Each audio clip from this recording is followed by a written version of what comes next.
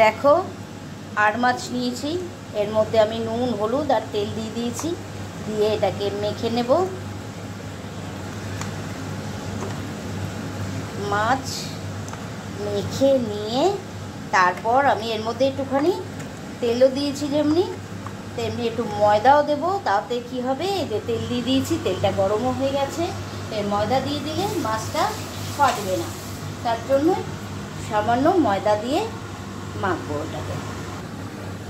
দেখো আমি ময়দা দিয়ে দিয়েছি, এর মধ্যে দিয়ে ময়দা দিয়েছি, দিয়ে এটাকে মেখে নেব ভালো করে। দেখো আমি ময়দা তেল নুন হলুদ দিয়ে আমি মাছটাকে ম্যারিনেট করে রেখেছি। চলো এরপর মাছটা আমি সুন্দর করে ভেজে নেব। আর তার আগে দেখিয়ে দিই, মশলা নিয়েছি পেঁয়াজ আর রসুন আর 4-5টা কাঁচা লঙ্কা, এই দিয়েই আজকে আর মাছের রসা করব। চলো তাহলে আল মাছের রসা দেখতে থাকো তোমরা সবাই। নমস্কার বন্ধুরা, আশা করি তোমরা যে যেখানে আছো খুব ভালো আছো। আর বাবিনের রান্নাঘরে তোমাদের জানাই অনেক অভ্যর্থনা। তোমরা ভালো থাকো, সুস্থ থাকো, সাবধানে থাকো। চলে আসো আমার রান্নাঘরে আজকে আর মাছের রসা দেখতে। চলো শুরু করি তাহলে মাছটা ভাজতে।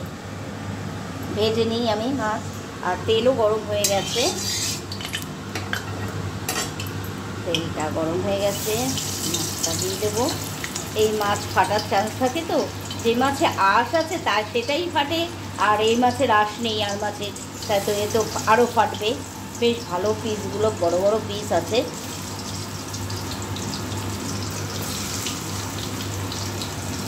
চলো ভেজে নিই মাছটা ভালো করে। আর মাছের রসা করার জন্য আমি 2টো টমেটো নিয়েছি, এখানে মিডিয়াম সাইজের 3টে পেঁয়াজ আছে, রসুন আছে, এই যে কাঁচা লঙ্কা দিয়েছি, দিয়ে এবারে আমি মিক্সির মধ্যে দিয়ে দেবো, দিয়ে এগুলি আমি গ্রাইন্ড করে নেব। সব গ্রাইন্ড করে মাছটাও যে আমি খুব কড়া করে ভাজবো তা নয়, এই যে কীভাবে ভাজছি দেখো, আমি লো ফ্লেমেই ভাজবো, হাই করে ভাজবো না। হাই করে ভাজলে উপরটা ভাজা হবে আর ভেতরটা কাঁচা থেকে যাবে। তবে কড়া করে ভাজবো না আমি, বেশি কড়া করে ভাজলে মাছটা আর মাছ বলো বল মাছ বলো, বেশি কড়া করে ভাজলে কী হয়ে যাবে জানো তো, ভেতরটা শক্ত হয়ে যাবে। তার জন্য আমি বেশি কড়া করে ভাজবো না, হালকাই ফ্রাই করবো লো ফ্লেমে। দেখো মাছ ভাজা হয়ে গেছে, আরও 2টো মাছ ভাজতে দিয়ে দিয়েছি। এরপর এই যে মশলাটাও হয়ে গেছে আমার, এর মধ্যে আমি দিয়ে দেবো হলুদ গুঁড়ো,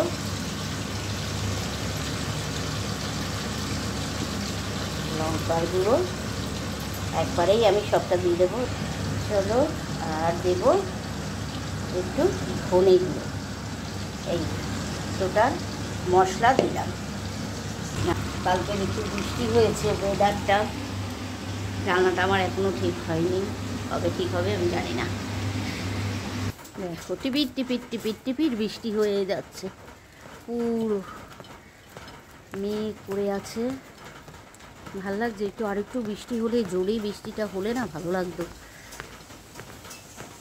জোরে বৃষ্টি হলে সুন্দর লাগতো। কিন্তু গরম আছে, যে রান্নাঘরে রান্না করছি খুব গরম লাগছে, ঘেমে যাচ্ছে, গরমটা আছে, গরম ভাবটা এখনও যায়নি। রান্নাঘরে বিশেষ করে, ঘরে গরম লাগছে না, ঘরে তো ফ্যান চলছে, ঘর আমার ঠান্ডা, ভীষণই ঠান্ডা। মাছ ভাজা হয়ে গেছে, এবার মাছটা তুলে রাখবো। খুব সুন্দর লাগে কিন্তু মাছের। আমি আলু দেবো না এর মধ্যে, সব কিছুর মধ্যে আলু দিলে ভালোও লাগে না। আলু দিলে দেখবে আলুর মধ্যে সব মশলা টেনে নেয়, যার জন্য আমি আলুটা আজকে দেবো না। কিন্তু আবার আলু ছাড়া চলেও না, যেরকম ধরো মাটন রান্না করলে মাটনে কিন্তু আলু দিতেই হয়। ডিমের ঝোলে আলু দেওয়া যায়, না দিলেও হয়, মাছের ঝোলেও দেওয়া যায়, কিন্তু আজকের আমি আর মাছের রসাতে কোনো আলু ঠালু দেবো না। দারুণ করে রসা বলবো না, কষা বলবো, সেটাই হচ্ছে কথা। মানে না, একটু রসা রসাই রাখবো, কষা করবো না। কষা বলে একদম টাইট, মানে কষা মতন হয়ে যাবে, সেটা ভাত দিয়ে খেতে খুব হবে, অসুবিধা হবে, যার জন্য আমি একদম রসা রসা করবো। চলো মাছ ভাজা হয়ে গেছে, মাছটা তুলে নিই। দেখো তেল দিয়েছি একটু, আর জিরে ফোড়ন দিয়ে দিলাম।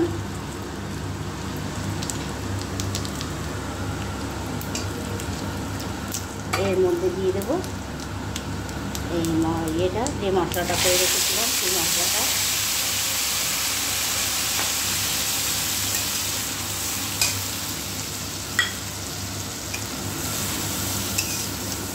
মশলাটাকে সুন্দর করে কষিয়ে নিতে হবে একদম।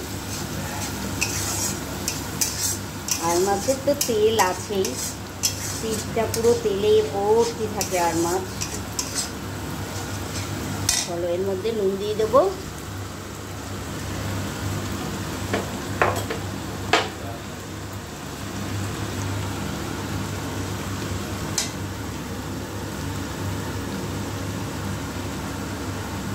আমার হাতে না নুন হয়ে যাচ্ছে বেশি, কেন কে জানে, রান্নাতে নুন বেশি হয়ে যাচ্ছে। নুন বেশি হয়ে গেলে ব্যাস রান্নাটা বরবাদ। খাওয়াটাই নুন কম হলে ক্ষতি নেই, একটু মেখে নিয়ে ভাতের সাথে খাওয়াই যায়।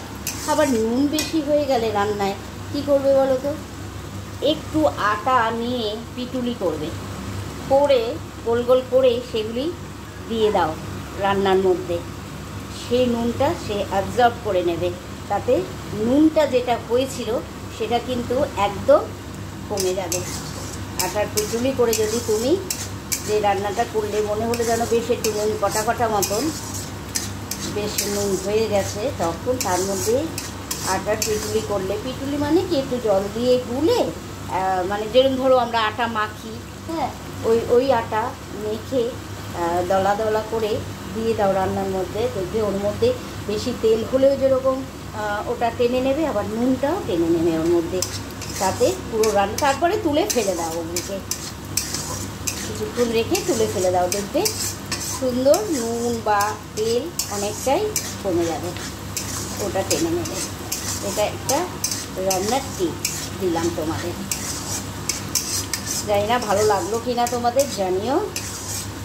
অনেক সময় হয়, আমার ক্ষেত্রেই তো হয়, নুন বেশি হয়ে যায় রান্নায়, বেশ নুন। আর আমি রক সল্ট ব্যবহার করি তো বুঝি না, একটু নুন কম, এটা নুনের ইয়েটা কম, বেশি কোনো সময় বেশি হয়ে যায়। তাতে তখন যদি এরকমভাবে ব্যবহার করা যায় তাহলে কিন্তু রান্নাটা যেরকম স্বাদ সেরকমই চাইছো সেই স্বাদটা তোমরা ফিরে পাবে। চলো তাহলে এটা আমি ভেজে নিই। ভালো করে কষিয়ে কষাতে কষাতে অনেকটাই তেল ছেড়েছে, আর একটু কষাতে হবে।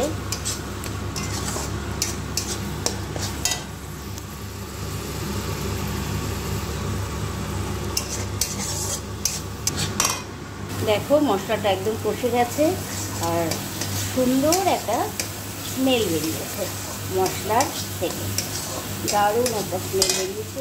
এখানে একটু সামান্য জল দেবো, দিয়ে আমি এই যে ধনেপাতা কুচিয়ে রেখেছি, এই ধনেপাতা কুচোনোটা কিছুটা দিয়ে দেবো।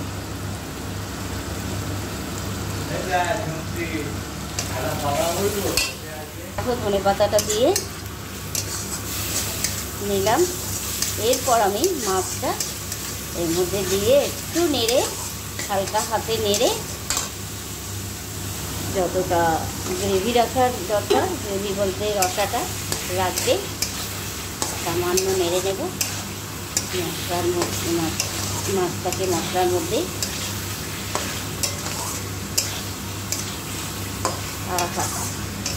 দারুণ হয়েছে দেখতে, ভাত দিয়ে আজকে যা জমে যাবে না খাওয়াটা। তোমরাও চাইলে বাড়িতে এভাবে করে হাত দিয়ে ভাত খাওয়াটা দারুণ জমিয়ে নাও। চলো বন্ধুরা, হয়ে গেছে আমার পুরো। এবার আমি জল অ্যাড করে দেব সামান্য। দেখো জলটা না দিলে হবে না, কারণ মাছের মধ্যে সব ফ্লেভার দিতে হবে মশলার, যার জন্য জলটা দিতেই হবে। এরকমও তোমরা কষা কষা করে খেতে পারো, আমি একটু সামান্য রসা রসা করে খাবো। ব্যাস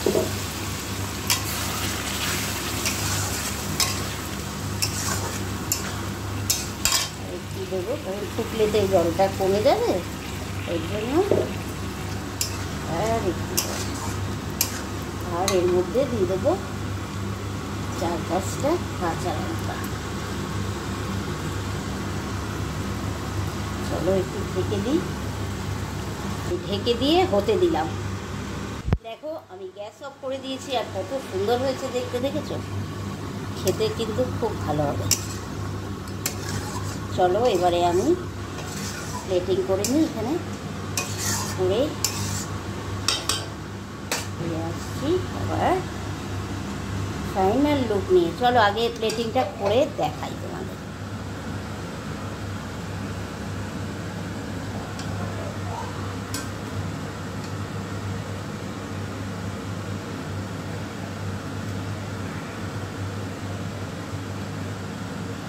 আহা, দারুণ লাগবে।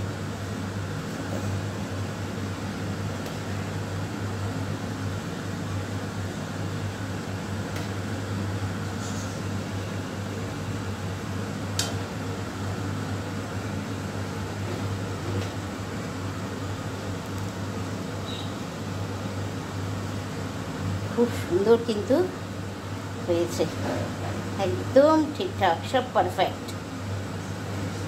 এইভাবে অবশ্যই তোমরা ট্রাই করো।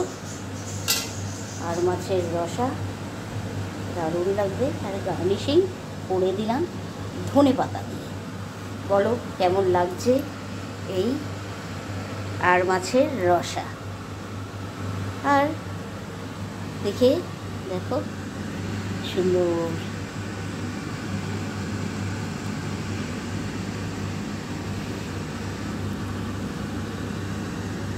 দেখেছো কত সুন্দর হয়েছে?